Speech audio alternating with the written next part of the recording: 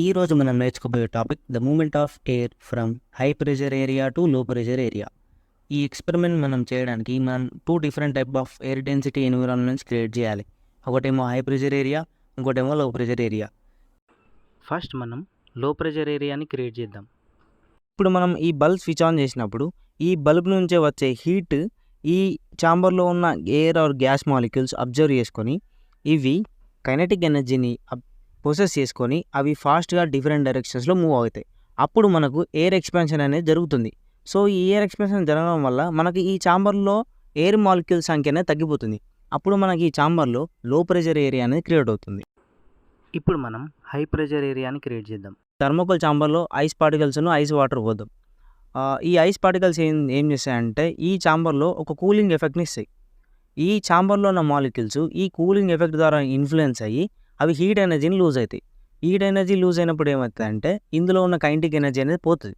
So అప్పుడు ఈ రీజియన్లో ఉన్న ఎయిర్ మాలిక్యూల్స్ అనేవి కాంట్రాక్ట్ అవుతాయి. అప్పుడు ఈ ఛాంబర్లో మనకు ఒక డెన్స్ వాల్యూమ్ ఆఫ్ ఎయిర్ అనేది క్రియేట్ అవుతుంది.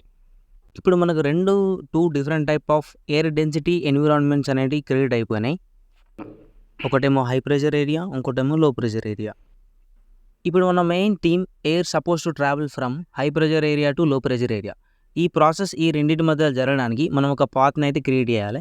మనం ఇక్కడ ఒక ట్రాన్స్పరెంట్ ట్యూబ్ మీడియంని అయితే ఈ రెండింటి మధ్యలో ఇన్సర్ట్ చేద్దాం. ట్రాన్స్పరెంట్ ట్యూబ్ని ఈ 2 ఛాంబర్ మధ్యలో ఇన్సర్ట్ చేసినప్పుడు ఏదైతే డెన్స్ వాల్యూమ్ ఆఫ్ ఎయిర్ అనేది ఈ కూలింగ్ ఎఫెక్ట్ ద్వారా హై ప్రెషర్ ఏరియాలో క్రియేట్ అయిందో అదే ఎయిర్ అనేది ఈ ట్రాన్స్పరెంట్ ట్యూబ్ ద్వారా లో ప్రెషర్ ఏరియా దిక్కు ట్రావెల్ చేసి అక్కడ హీట్ ద్వారా లాస్ట్ అయిన ఎయిర్ కాలమ్ని రీప్లేస్ చేస్తుంది. సో మనకి ఈ ఎయిర్ ట్రావెలింగ్ జరుగుతుంది అని మనకు తెలియడానికి మనం ఒక విజిబుల్ గ్యాస్ తీసుకోవాలి. ఎయిర్తో ట్రావెల్ చేసేది. మనం ఇక్కడ స్మోక్ తీసుకుందాం. ఈ స్మోక్ని మనం high pressure area transparent tube దగ్గర ఇన్సర్ట్ చేసినప్పుడు మనకు ఈ స్మోక్ క్లియర్గా ఈ ట్రాన్స్పరెంట్ ట్యూబ్ ద్వారా హై ప్రెషర్ ఏరియా నుంచి లో ప్రెషర్ ఏరియా దిక్కు ట్రావెల్ చేయడాన్ని మనం అబ్జర్వ్ చేయవచ్చు.